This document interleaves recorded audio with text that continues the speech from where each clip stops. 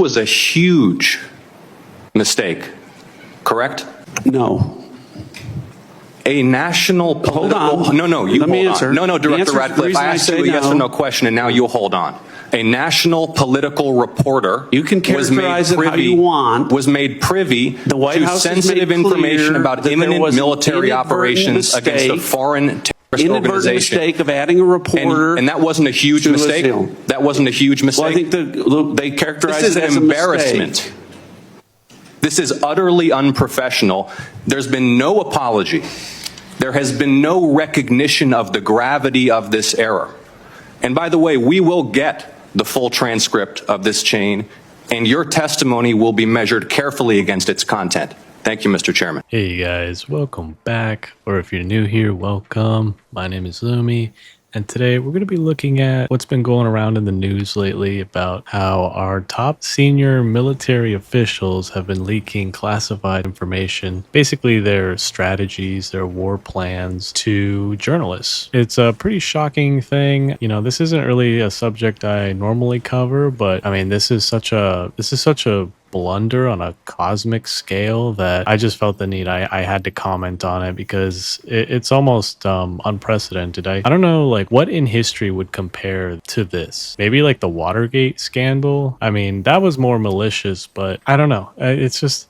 It's unbelievable. It's crazy to think that, you know, the people who are in charge of the national security of this country can make such a massive mistake like this. Like, this is something that I think, you know, if like an ordinary soldier or officer made this level mistake, if they did something like this, they would be thrown in prison. You know, treason is not, that's a huge deal. Okay, like if you're found guilty for treason, like you can be put, like they can end game you, you know, like it's no joke. So the fact that, you know, we've got our top guys making these mistakes, it's just like, and they're probably going to get away with it too because these people are untouchable. Right. But anyway, we're going to keep it moving, keep looking at some videos about this whole subject, and you guys will hear my take on it. But before we get started, please do me a favor and subscribe to the channel. It would really mean a lot to me. Folks, I don't want to hear a thing about the Republicans talking about national security. When the head of the DOD, Pete Hegseth, leaked military operational data before a strike happened to a journalist, and not even on purpose. The complacency shown by this administration is dangerous. These people are national security threats. People like Hegseth are not qualified to do the jobs that they have. Hey, yo, what is that picture? Is he like a frat boy? Like, is he partying? Like, what is that AI? Is that real? That's honestly crazy. Oh, man. I saw a comment and it made me laugh. He was said something about how like this administration should worry less about DEI and more about DUI. Because I guess this guy likes to party, you know? Hell, I am more qualified to be the head of the DOD than this individual. And that's saying something. I'm a nobody. But what I was an intelligence analyst in the United States Army and for the DOD. And I understand classified information more than most people do. It was my bread and butter. It was my job. It was my everything. And it's absolutely depressing to me when we have leadership like this just stomping all over the hard work that many, many Americans have perished for. Folks, this is not a laughing joke. This isn't a, haha, look at the Republicans doing bad things. No, this is serious. And more people need to be talking about it. I find it rich that people that were worried about a laptop or, you know, some server haven't even mentioned this. It's not been covered in the media nearly enough. This is abysmal, and this needs to get out there. This guy should run for office. He makes some pretty strong points. And yeah, like it's easy to be like, oh, wow, you know, like laughing at this, but it's actually pretty serious. This stuff isn't a laughing matter. What you need to realize is when classified information gets out, you know, when plans are leaked, many people's lives are on the line, okay? So like if that stuff gets out, it could result in people getting discovered, like people overseas, you know, operating in foreign countries, like where there's like high risk of being captured or end gamed. No, it's serious. And because to me it feels like they're just like trying to push it like away, like under the rug, treat it like, oh, it's no big deal, you know. But you know, this could have been a lot worse. You know, if there were plans against Russia or Russia's interests, and that got out, oh man, like that could be real bad, you know? Also, another thing, you know what I honestly think happened is like these guys, they don't know what secure encrypted channel means. They think it's just some like silver bullet, you know, like, oh, anything I type in here will be secure and secret and that's final. When they don't even consider like the human element behind it, you know? And that's like the number one thing to security, cybersecurity even, is you got to remember the human element, because as humans, we all make mistakes. Usually a computer is pretty secure, you know, especially if it's hardened, it's secure, it's encrypted. But the moment you have someone blabbing about, you know, the keys or how to get in and take a look, or in this case, you know, share or add a journalist, which from the Atlantic, mind you, that's pretty ironic considering what the Atlantic has done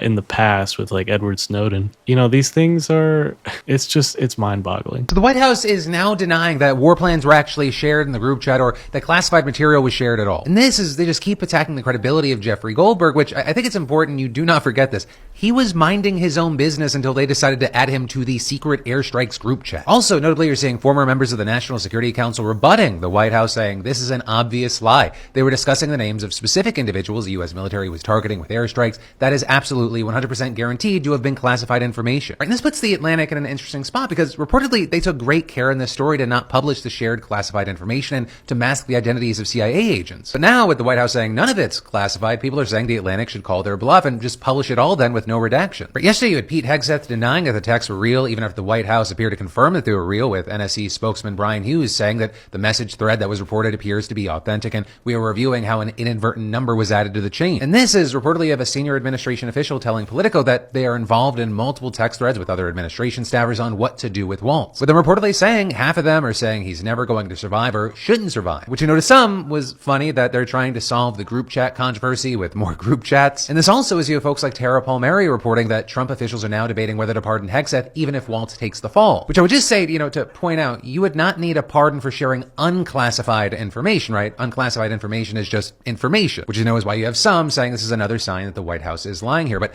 here's the table as it appears to stand. Waltz added Goldberg to the group chat. Obviously, there's blame there. Waltz also doesn't have a Senate-confirmed job, meaning he's easier to replace. Also, I mean, if all of this is true, it appears that Waltz broke federal records laws by having the text auto-delete, and so he seems like the obvious fall guy, but Trump has said that he has learned his lesson. But then, on the other side of things, if this is as it's been reported, Hegseth committed a crime, or maybe even crimes. We're talking about mishandling classified information, transmitting it on Signal to a reporter, which, I mean, that might be 3 crimes at least. And so you've seen folks saying any real investigation into this is likely going to find that he violated the law, and as of right now, it's also important to note that we haven't heard a direct Trump defense of him. Right, and with all this, you had one commentator writing on the situation, and added hilarious detail is that Hegseth and Vance have a specific and deep loathing for Jeff Goldberg. Right, it's as if Jake Sullivan and Tony Blinken had accidentally added Tucker Carlson on their group chat. You know, all of this, it appears great for content, probably terrible for the country. Yeah, I think we just need to get rid of the phones. It's like what my mom says, it's the damn phone. But really, like, I honestly think these guys are tech illiterate. They don't understand how it works 100%. They think they're above everything, even the